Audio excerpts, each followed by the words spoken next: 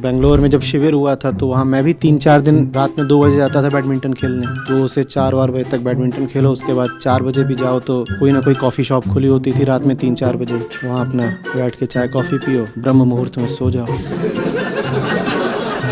वो सुनिए ना, वो कांटा लगा। सोच रहा हूँ जो हमारी एडिटिंग टीम है इनको बोल ही दूँ कि जहाँ जहाँ ऐसी चीज़ आती है वहाँ तुम पहले ही पीछे से बैकग्राउंड म्यूजिक लगा दिया करो। कांटा लगा। बिल्कुल इस बात का महत्व होगा कि आप रात में एक समय पर सो जाएं, सुबह एक समय पर उठ जाएं, मैं उससे इनकार नहीं कर रहा हूँ, लेकिन उससे कहीं ज्यादा महत्व होता है जिंदगी की किसी दूसरी चीज। अब जिंदगी की जो दूसरी चीज है वो आपकी जिंदगी में है नहीं, ना कोई ऊंचा मकसद है जीने के लिए। उसकी जगह कुल आपके पास क्या है, इस तरह का अनुशासन, बाहरी अनुशासन कि मैं आध्यात्मिक आदमी हूँ, मैं तो 9 बजे सो जाता हूँ, 4 बजे उठ जाता हूँ। तो इस तरह के अनुशासन पे तो मुझे चुटकुले ही बनाने हैं और कुछ नहीं। इसका अर्थ ये नहीं है कि मुझे सबको प्रेरित करना है कि रात भर जगे रहा कर, क्योंकि ये बात सही है कि हम भी जानवरों की तरह जंगल से आए हैं और सब जानवर चाहते हैं और रात में सो जाएं। हमारा भी जो शरीर है वो लाखों करोड़ों साल तक जंगल में ही था, तो उसको भी अभ्यास इसी बात का है कि सूरज ढले सो जाओ और सूरज उगने वाला हो तुम भी उग जाओ।